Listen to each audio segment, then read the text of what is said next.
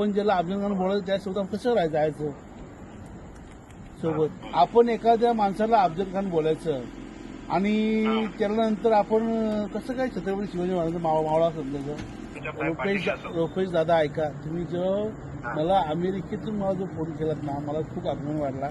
बाबा अमेरिकेतून माझी दखल घेतली दादा, खूप खूप धन्यवाद की माझी दखल तुम्ही अमेरिकेतून घेतली, परंतु माझी दखल ही कर्जत आणि मुंबईवरून घेतली नाही. मी सहज आपलं मराठी चॅनल लावलं, बघत होतो तुमच्या राजीनाम्याची बातमी ऐकली, थोडंसं विचारित झालं साहेब, असं एवढं चांगलं काम करून पण काय झालं सर? नाही कशामुळे झालं साहेब असं? नाही काय झालं माहिती का की आपण एखाद्याच्या विरुद्ध म्हणजे पोटतिडकीने बोलावं की विरोधामध्ये, आणि त्याच्यासाठी संघर्ष केला त्यांनी साहेब आपल्या विरुद्ध भूमिका मांडावी हे मला पटलं नाही. म्हणजे आपली भूमिका आपली बोलत नाही का तुम्ही? नाही ना ऐका कसं आहे साहेबांच्या बरोबर तुम्ही एवढं काम केलं, आता आम्ही बघितलं आमदारकीला वगैरे केवढे धावलात तुम्ही. साहेबांशी काय बोलायचं ना, साहेब नक्कीच केलं असतं काहीतरी. नाही, साहेबांनी जे काही भूमिका मांडली त्यासोबत आम्ही सक्षम राहिलो. म्हणजे एव्हन म्हणजे निवडणुकीमध्ये आम्ही 2 तास फक्त झोपलो आणि साहेबांनी निवडण्यासाठी प्रयत्न केला का, तर तटकरेंनी ची भूमिका साहेबांनी मांडली विरोधामध्ये, म्हणून आम्ही साहेबांच्या सोबत कायम राहिलो.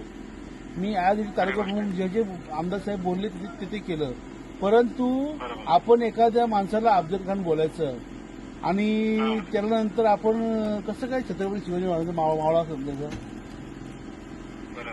आणि तटकरे सोबत आपण आश्चर्यचकित झालं, म्हटलं की मी ऍक्च्युअली माझं कसं इकडे आपल्याकडे दिवस असलं की रात्र, काल मी बातमी ऐकलेली विचारित झालं, म्हटलं एवढा मोठा माणूस एवढा चांगला कार्य करता, म्हटलं असं का झालं, म्हणून जस्ट फोन केला, दुसरं काय नाही. अहो एक काही नीतिमत्ता असते, बरोबर ना, एक विचार असतात, त्या विचारांशी आपण कटिबद्ध असतो. बरोबर आहे. आपण हिंदुत्ववादीचा प्रश्न उपस्थित केला, म्हणजे हिंदुत्ववादीचा जर विचार मांडले आपण दुसऱ्या विचारामध्ये आपण सामील होऊच शकत नाही ना. खरी गोष्ट आहे. बरोबर.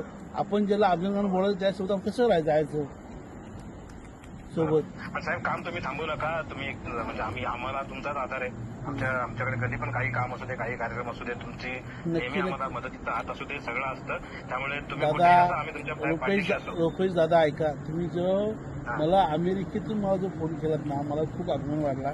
बाबा अमेरिकेतून माझी दखल घेतली. काय झालं की मी तुमचं संजय दादांचा राजीनामा आणि हे सगळं म्हटलं एकदम थोडं विचारित झालं, म्हटलं चला तुला फोन करूया तुम्हाला. पण काल रात्री आपल्याकडे कसं असतं 12 तासाने आपण म्हणजे अमेरिका मागे 12 तासाने आपण पुढे आहोत, म्हणून म्हटलं आता इकडे सकाळ झाली तुम्हाला फोन केला मी. तर म्हटलं साहेब आम्ही आमच्या इकडचे सगळे म्हणजे मुलांना पण आम्ही आमचं आता यानंतर भेटलच, पण आम्ही तुमच्या पाठीशी साहेब, तुमचं जे काय असेल ते आम्ही सतत तुम्हाला म्हणजे आमच्यावर तुमचा हात आहे, आम्ही पण तुमच्या पाठीशी आहोत. धन्यवाद रुपेश दादा, खूप खूप धन्यवाद की माझी दखल तुम्ही अमेरिकेतून घेतली, परंतु माझी दखल ही कर्जत आणि मुंबईवरून घेतली नाही, याचा मला खूप अभिमान आहे. धन्यवाद साहेब. रुपेश दादा दखल घेणारा म्हणजे साहेब मी दखल घेणारा मी खूप छोटा माणूस आहे. तुम्ही आमच्यासाठी मोठे आहेत आणि तुमचं हे जे काही तुमच्याबद्दल झालं, अन्याय झाला तो थोडंसं माझ्यावर नाही अन्याय. ऐका सर दादा, अन्याय हा माझ्यावर नाही, हा अन्याय हा सर्वसामान्य शिवसैनिकांवर आहे की ज्यांनी राष्ट्रवादीच्या विरुद्ध लढले, राष्ट्रवादीच्या विचारांच्या विरुद्ध लढले, त्या विचारांना सोबत आपण घेऊन कसं जायचं हा विचार मी मांडला की बाबा हे कदापि आम्हाला मान्य नाही. आणि ठीक आहे, तो विचार वेगळे आहेत, विषय वेगळे आहेत, आपण कोणाच्या विरोधात नाही आहेत, पण ठीक आहे, तुम्ही मला जो सहकार्य केला आल्यानंतर भेटेल तुम्हाला. मी 10-11 तारखेला येणार आहे. चालतं. नक्की नक्की नक्की नक्की नक्की. थँक्यू दादा, आभारी. धन्यवाद.